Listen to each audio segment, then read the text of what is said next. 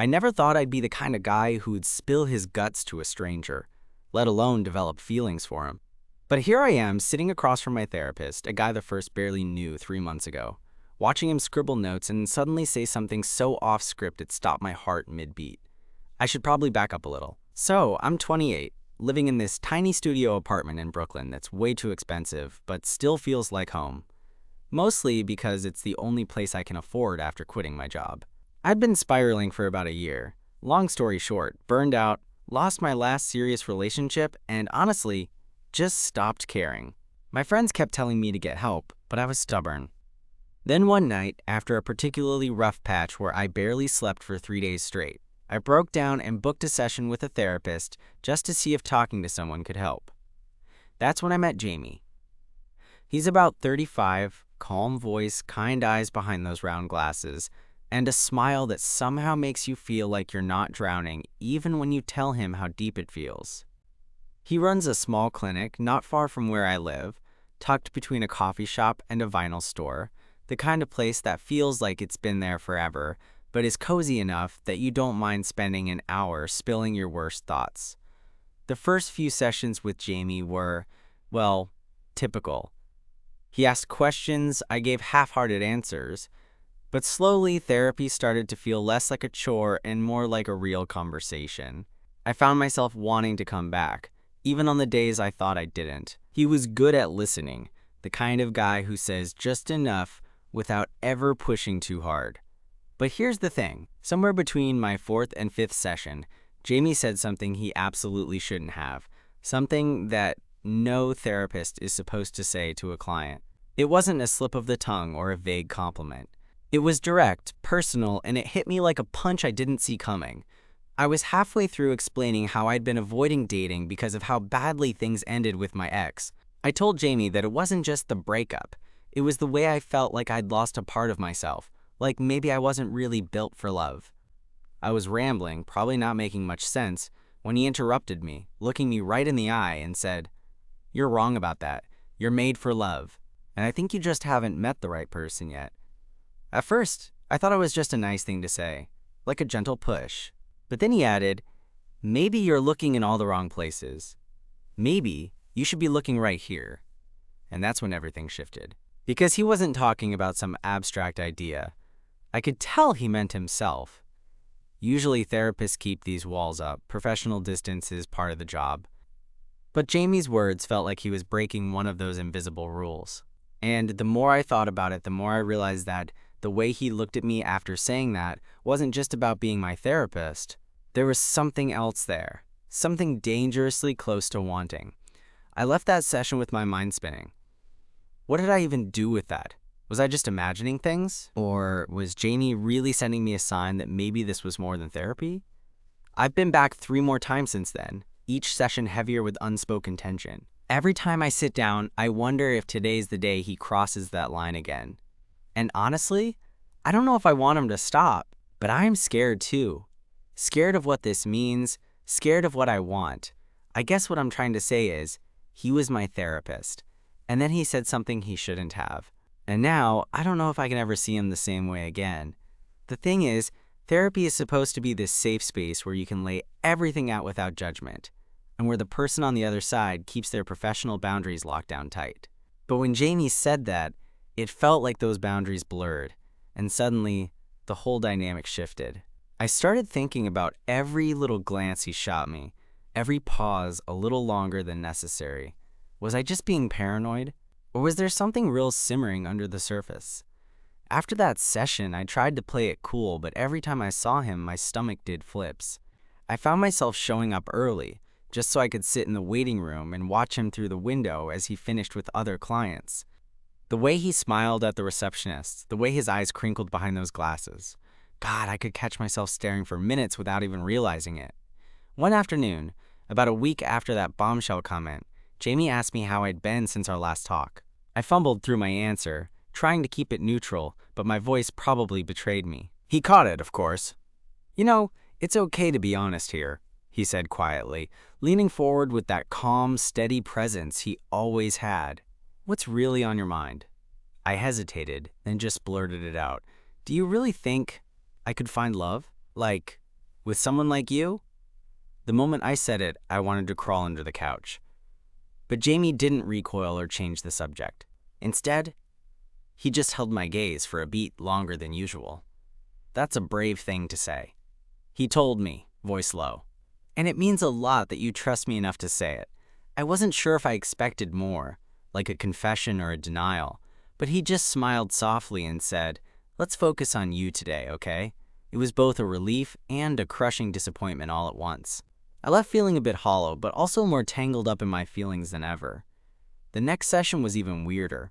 Jamie seemed more distant, like he was holding something back. I thought maybe I'd pushed him too far, or that he was regretting what he'd said. But then, as I was leaving, he caught me by the arm. "Hey," he said, voice a little breathless. "Can we talk after the session?" My heart nearly stopped. Sure," I managed. We sat in the small kitchen area of his office, the smell of coffee mixing with the faint scent of eucalyptus candles burning on a shelf. It felt so intimate, and suddenly the professional walls felt really thin. Jamie looked at me, searching my face. "I don't usually do this, but I haven't been able to stop thinking about you since that day," he admitted. "I know it's complicated, and it's not really ethical, but I want to see where this could go." I blinked, confused and exhilarated and scared all at once. "Are you serious?" "Yeah, I am." I laughed nervously, then swallowed hard. "God, this feels like a bad movie plot or something." He smiled, a little sheepishly. "It's real life, which is way messier." From that moment, everything got complicated fast. We both knew what the stakes were. The ethical line, the fact that I was still his client, all the unspoken rules we were breaking just by entertaining the thought of dating. But neither of us wanted to back down, so we made a plan. I'd pause therapy until we figured out what this even meant. Jamie promised to refer me to another therapist so my care wouldn't be interrupted. We agreed to take it slow, to be honest, every step of the way. But even with all the caution, the first time we kissed was electric. It was after a coffee date, sitting on a bench in the park near his office, the city buzzing around us, but the world narrowed down to just the two of us. I remember the way his hand felt warm when it found mine, fingers intertwining naturally, like we'd done it 1,000 times before.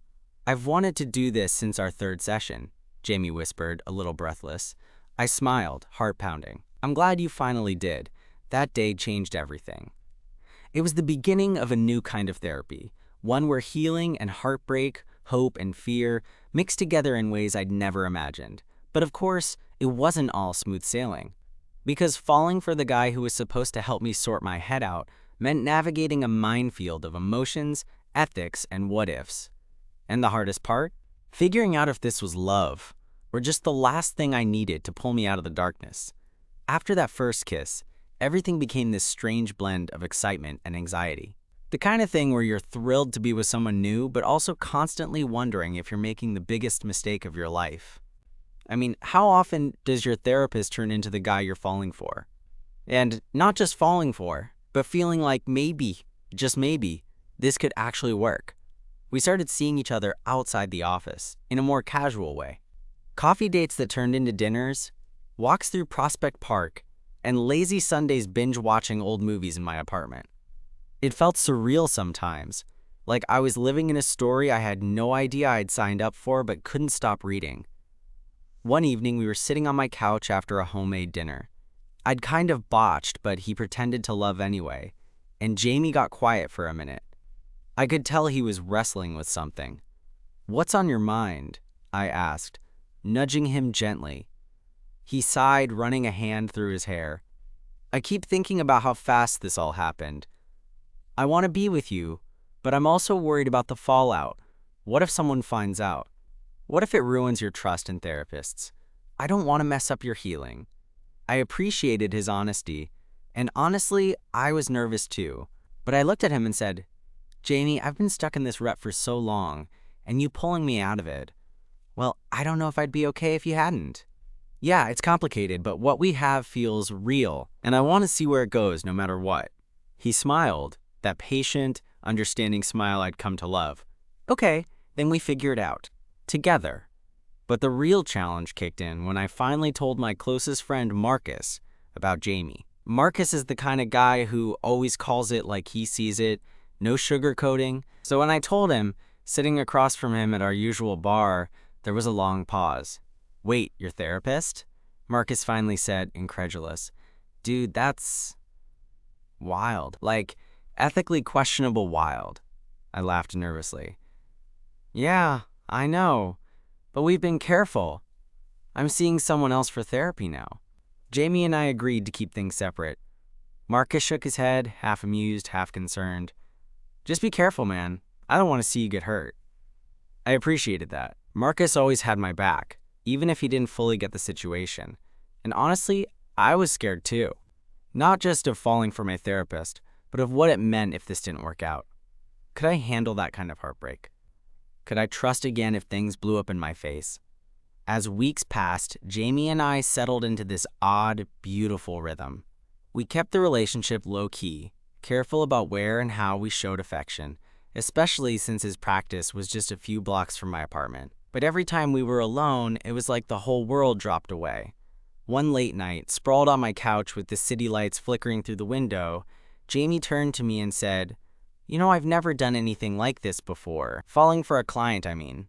I smiled, tracing circles on his forearm. "Neither have I, but it feels right." He looked at me, eyes serious. "That's what scares me." I nodded, understanding exactly what he meant. "But maybe that's why it's worth it." Then came the day when things almost unraveled. Jamie got a call during one of our dinners from a colleague at the clinic. Something urgent about a scheduling conflict, but the way he stiffened made me realize it was more serious. After he hung up, he looked at me, eyes clouded. "I have to deal with this tomorrow," he said quietly. "It might get messy." I didn't press, but the tension hung in the air. The next day, Jamie was quieter than usual during our video call. He kept glancing at his phone, and finally, he sighed. "There's been a complaint," he said. "Someone from the clinic found out about us. They're worried about the ethical breach, about how this could affect the practice." My chest tightened. "What does that mean for us?" Jamie looked down, expression grim. "I don't know yet. They might ask me to stop seeing you entirely, professionally and personally. I'm trying to handle it, but it's a lot." For the first time, the weight of what we'd done settled fully on me. It wasn't just a secret anymore. It was real, and it had consequences. I wanted to say more, to reassure him, but all I could do was sit there, heart pounding, thinking about what losing him would mean. Later that night, Jamie sent me a message. "Can we meet?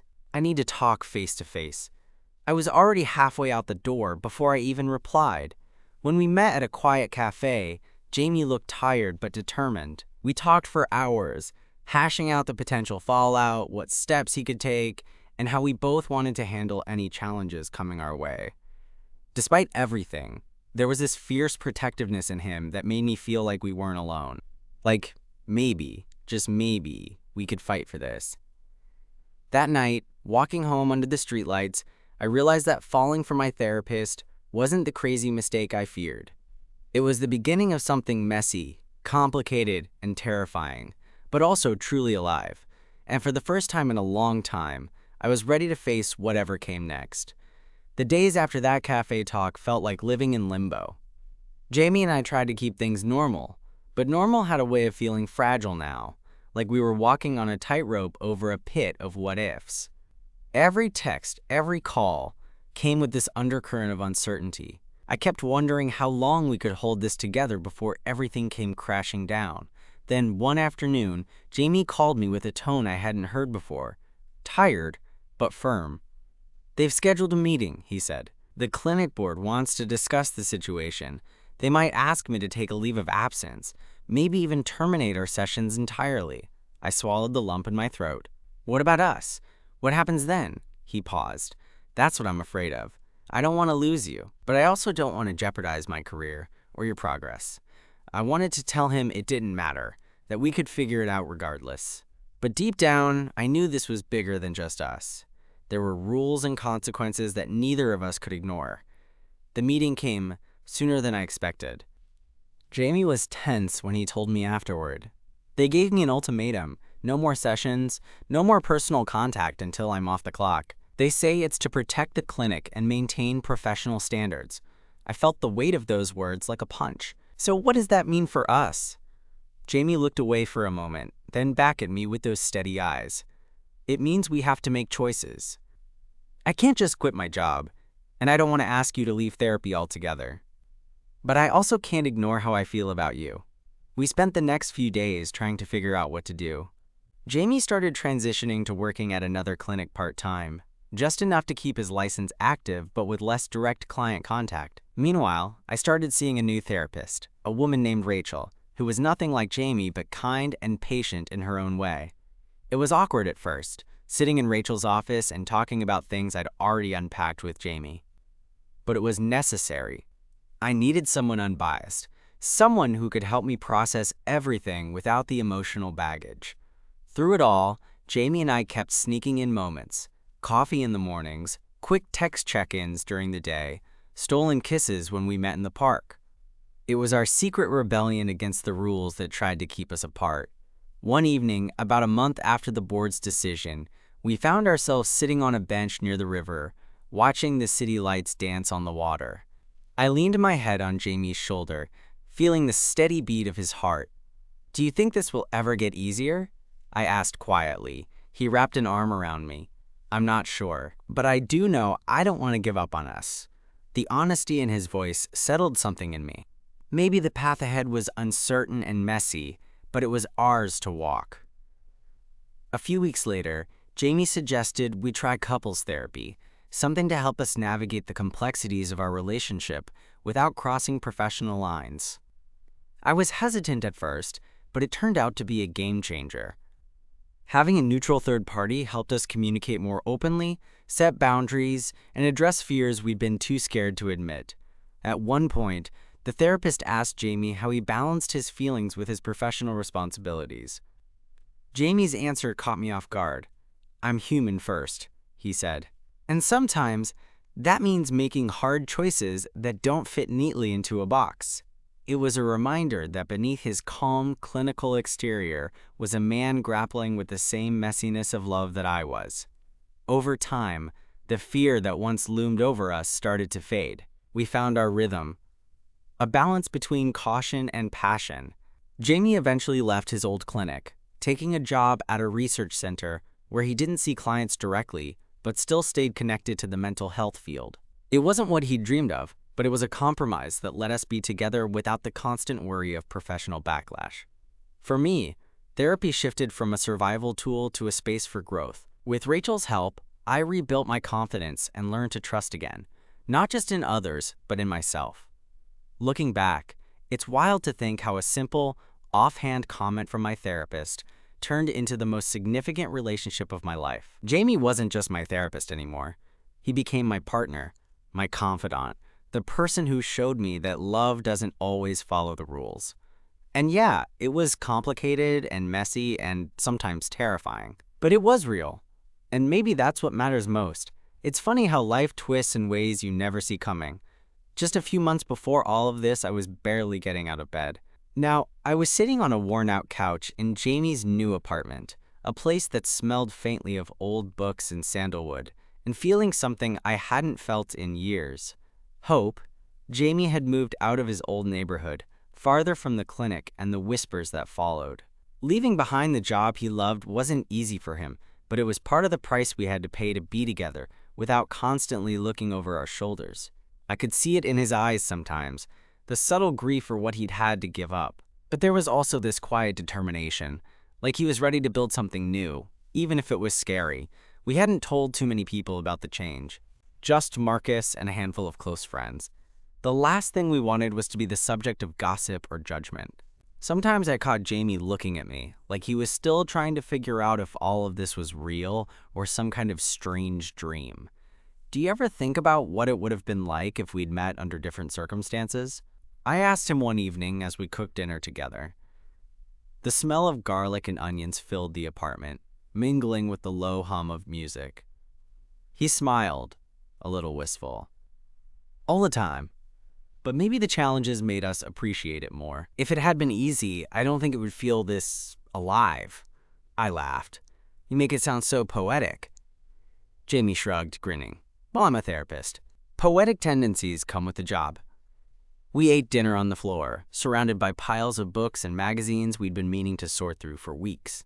It was messy and imperfect, but it was ours. Over the next few weeks, we slipped into a comfortable routine. Jamie's new job was less hands-on, but still fulfilling. He was working on mental health research, which meant long hours at the office, but none of the ethical tightropes that had haunted us before. For me, I was back at work, slowly rebuilding my life one day at a time. Therapy with Rachel was ongoing but felt different now, more like a check-in than a lifeline. One night, as we cuddled on the couch watching some cheesy rom-com, Jamie reached for my hand, his thumb brushing over my knuckles. "You know," he said, "I've been thinking about starting my own practice someday. Something small, where I can really connect with people without the corporate nonsense." I looked at him, surprised. Jamie had always been cautious about his career, but this was a big step. "What's stopping you?" I asked. "Fear mostly, and the messiness of starting over." I squeezed his hand. "Hey, we both know messiness isn't a problem for us." He laughed softly. "True, maybe you're right." That night, as I lay in bed, I thought about how far we'd come. From that first awkward session, to the line Jamie crossed that changed everything, to the chaos that followed. It felt like a journey through a storm, but with him by my side, the storm didn't seem so scary anymore. But life wasn't just about the easy moments. A few weeks later, Jamie got a call that shook us both. His old clinic had started an investigation, not just about him, but about the rumors surrounding our relationship. The staff was divided. Some supported him quietly, others were less forgiving. It was a reminder that no matter how much we tried to move on, the past had a way of catching up. Jamie was tense for days, pacing the apartment, phone glued to his hand. "I don't want this to drag you back into the mess," he said one night, voice heavy. I shook my head. "We're in this together. Whatever comes, we'll face it." The investigation ended up being less dramatic than we feared. The clinic decided not to pursue formal action, but the message was clear. Jamie's reputation was damaged, and rebuilding would take time. I saw the weight this put on him. Some nights, he was quieter than usual, lost in thought. I tried to be his anchor, reminding him he wasn't alone. One evening, as we sat on the fire escape watching the sunset paint the sky orange and pink, Jamie turned to me. "I don't know where this will go," he admitted, "but I'm grateful you stayed, even when it got complicated." I smiled, feeling warmth spread through me. "I'm not going anywhere." He pulled me close, fingers threading through my hair. "Thank you for believing in us." That moment felt like a promise, not just between us, but to ourselves. We were messy, imperfect, and a little bit broken, but together, we were building something real. And maybe that was enough. The weeks that followed that sunset moment felt like a slow unfolding, like learning to walk on uneven ground without falling. Jamie and I both knew the rumors at his old clinic hadn't vanished completely, even if the official investigation ended without consequences. Sometimes I caught him scanning the news or social media, searching for signs that someone might be talking. It was like a shadow hanging over us, quiet but persistent. One afternoon, Jamie got an unexpected message from a former colleague. They wanted to meet up, maybe talk things through, offer some sort of support. I wasn't sure how Jamie felt about it. When he told me, I could tell he was torn between wanting closure and fearing more drama. "Do you think I should go?" he asked me over dinner, stirring his pasta absent-mindedly. I looked at him, trying to read his expression. "If you think it'll help, maybe, but only if you're ready." He nodded slowly. "Yeah, I guess I am." The meeting happened the next day at a quiet cafe near the park. Jamie invited me along, which I appreciated because I knew it was probably nerve-wracking for him. The conversation was surprisingly civil.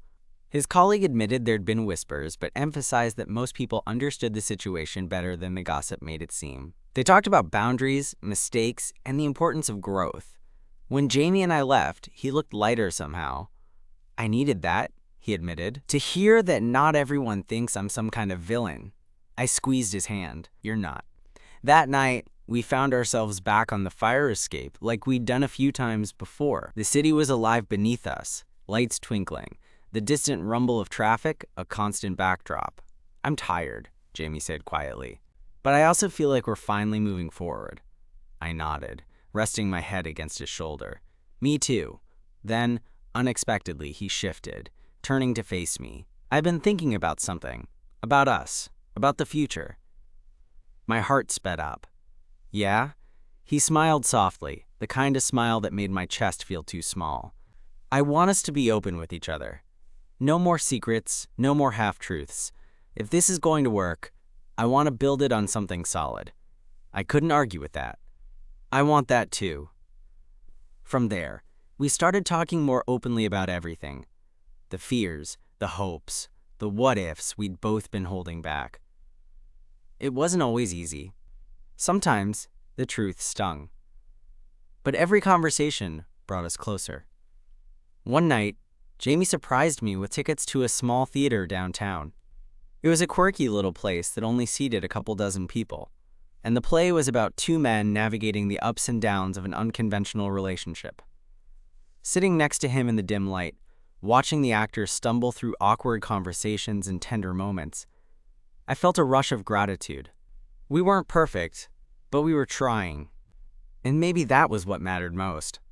Afterward, Jamie pulled me close on the walk home, the city cool around us. "I don't know what the future holds," he said, voice low, "but I know I want to face it with you." I smiled, heart full. Same here. Not long after, I introduced Jamie to my parents. It was nerve-wracking, but honestly, they were more accepting than I expected. My mom hugged him like he'd been part of the family forever, and my dad cracked jokes to break the ice. Seeing Jamie with my family felt like a milestone.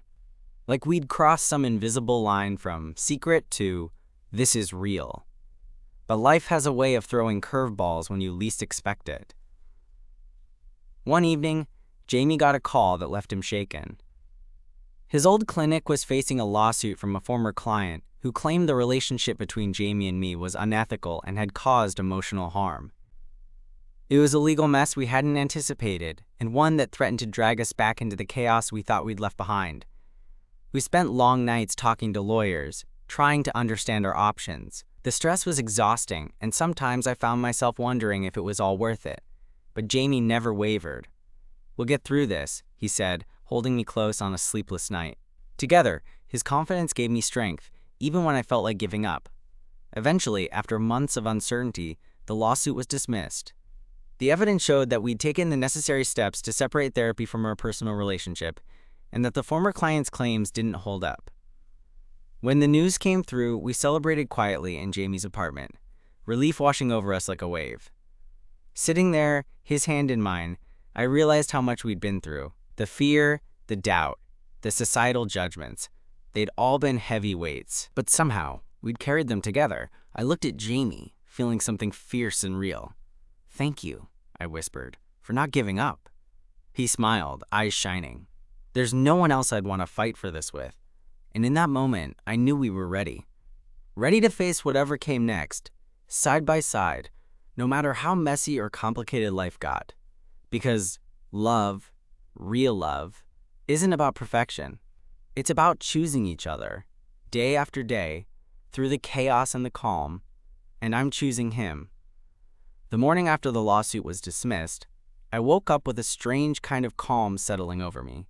It was like the storm we'd been caught in for so long was finally moving past, leaving clear skies behind. Jamie was still asleep beside me, that peaceful look on his face that I'd come to cherish. I reached out and brushed a stray lock of hair from his forehead, feeling this overwhelming sense of gratitude. It hadn't been easy, far from it. We'd stumbled through more hurdles than I ever imagined. But here we were, together, still standing. And that felt like a victory all on its own. Later that day, we went for a walk along the river, the city buzzing softly around us. There wasn't any grand gesture or dramatic declaration, just the two of us moving forward, hand in hand, comfortable in the quiet strength of what we'd built. At one point, Jamie stopped, looked over at me with that familiar mixture of warmth and something deeper, and said, "You know, I'm not sure what the future holds, but I'm certain about one thing. I want to keep building this with you." I smiled, squeezing his hand. "Me too, no matter what." It struck me then how much we'd grown, not just as a couple, but as individuals. I wasn't the broken, lost guy who'd walked into Jamie's office months ago. And Jamie wasn't just my therapist or even just my boyfriend.